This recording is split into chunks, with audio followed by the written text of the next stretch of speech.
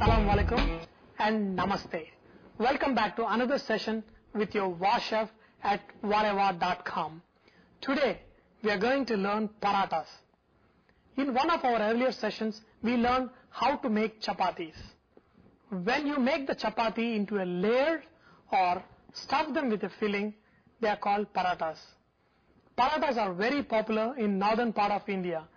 You can make parathas into such a wholesome meal by adding your favorite nutritious filling. You can make literally thousands of varieties of parathas. One important thing to remember when you are making a filling for a paratha is that all the ingredients in your filling should be either be minced or grated fine. Mincing makes it easy for a soft filling to be evenly distributed between the thin layers of the dough so that it is easier to roll your paratha. If you have green chilies or any ingredients that is not minced, it will tear your paratha when you roll. Let's make the dough for paratha. We can make the dough in couple of ways. The first is the same as chapati dough. You can look for that recipe in the chapatis videos at whatever.com. The second is same as chapati dough. The only difference is that you first add oil to the flour and add water and knead the dough. Add salt and then add little oil. Mix it up a little bit and add water. This process of adding oil earlier to the dough makes the paratha slightly crispy when it is done. Don't add too much oil, as excess oil can make it brittle like the samosa dough, and it will tear the dough while rolling. Remember the general rule that it usually takes around 55% of water. Like if you have 100 grams of flour, it will take 55 ml of water. Knead the dough well. If you knead the dough well, when you roll you can make as thin as possible, and that helps in our paratha making. After you knead the dough, add little more oil on the top. Now the dough is ready. All you have to do is rest the dough for like 15-20 minutes. Now that the dough is ready, we will make the stuffing. Stuffing can be made in two ways. First, you can add all the raw ingredients together, mix and make a quick filling.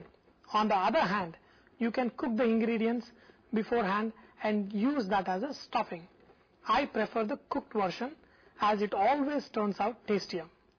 Let's make aloo paratha. Remember always that you need all your ingredients finely grated or finely chopped. So let's see how if you want to make it really quick. Add little salt. You could use cumin powder. You can use little coriander powder, little chili powder. You can add green chilies chopped finely and coriander leaves. You can add little chaat masala also to your parathas.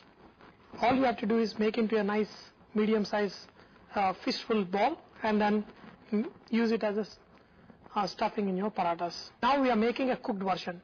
In this version we are not going to add any whole spices. Even if you want to add cumin, you will add cumin powder. Add some ginger garlic paste, add some minced onion, add jeera powder, add your little green chilies, little chaat masala, chopped coriander, add salt, and if you want to add little chili powder, you can add, and mix it good. I like to cook the ingredients because they bring out a nice flavor, and when I eat my paratha, I don't have to taste any raw spices in it. Now the spices are cooked, now I can smell nice aroma. Then you add your grated potatoes and mix it real good. You don't have to cook this potato mixture because potatoes are already cooked. This smells really different from uncooked potato mixture to a cooked mixture. The cooked mixture always tastes better. You mix your cooked potato stuffing, add few drops of lemon juice. That will add a very nice flavor to your stuffing, and when you cook your parathas will taste really, really good. So let's make the paratha now. All you do is take the dough, make into a long shape and cut into equal sizes. If you want bigger parathas, you can cut them bigger. If you want smaller, you can cut them little smaller. I always like to cut because you get equal portion, equal sizes. To add a stuffing into a dough, you spread the dough with your fingers. Make the edges thin. You could use rolling pin also. Center a little more thicker than the edges. Now you can put your filling in the center and pull the edges.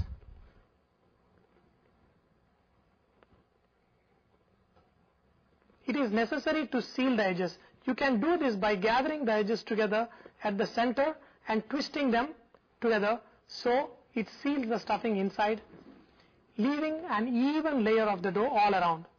I love making my parathas with more stuffing. Sometimes I make my parathas with double the stuffing.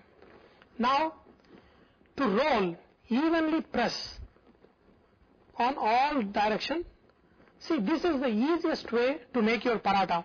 Sometimes when you roll your paratha, you may see bubbles. These are the air bubbles that are left inside when you sealed it. Just take a fork, press it up.